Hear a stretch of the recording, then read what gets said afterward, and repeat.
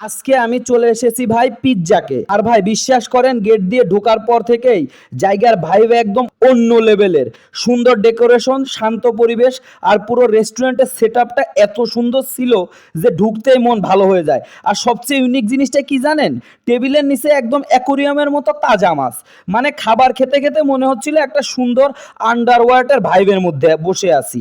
তো শুরুতেই আমি অর্ডার করলাম এদের রাইস বল, দাম মাত্র ৯৯ টাকা। এখন ভাই এত কম দামে এরকম একটা মিল পাওয়া যায়, এটা আমার বিশ্বাস করতে খুব কষ্ট হয়ে যাইতেছিল। রাইসটা ছিল একদম সফট, চিকেনের ফ্লেভারটা ছিল সুন্দরভাবে মিক্সড, আর পুরো জিনিসটা খেতে ছিল একদম কমফোর্ট ফুড ভাইব। প্রথম বাইটের পর মনে হচ্ছিল এই জিনিস ৯৯ টাকায় কেমনে ভাই সম্ভব। এরপর আসলো 5 পিসের স্পেশাল চিকেন নাগা মোমোস, দাম মাত্র ১৪৯ টাকা। আরে ভাই প্রথম কামড় দেওয়ার পর মনে হচ্ছিল জিহ্বায় আগুন লেগে গেছে। এত স্পাইসি, এত স্পাইসি, কিন্তু আবার এত টেস্টিও। সত্যি বলতে এমন নাগা মোমোস খুব কম জায়গাতেই পাওয়া যায়। মোমোর ভেতরে চিকেন ফিলিং ছিল জুসি, আর নাগা সসটা ছিল একদম নেক্সট লেভেলের। যারা ঝাল লাভার তাদের জন্য কিন্তু একদম ড্রিম ফুড লেভেলের হইতে পারে ভাই।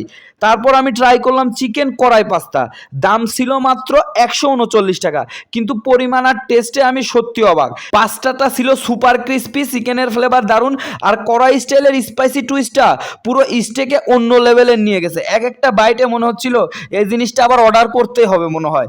সব মিলিয়ে খাবারের টেস্ট, প্রাইস আর রেস্টুরেন্টের পরিবেশ সবকিছু আমার কাছে এত অসাধারণ লেগেছে। বিশেষ করে এত কম বাজেটের মধ্যে এত কোয়ালিটিপূর্ণ খাবার পাওয়া, এটা ভাই অনেক রেয়ার ব্যাপার।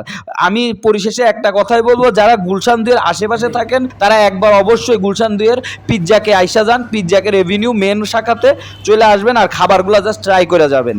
ভিডিওটা ভালো লাগলে অবশ্যই লাইক, কমেন্ট আর শেয়ার করবেন, আর কমেন্টে অবশ্যই জানাবেন পরের বার কোন রেস্টুরেন্টে আমাকে দেখতে চান।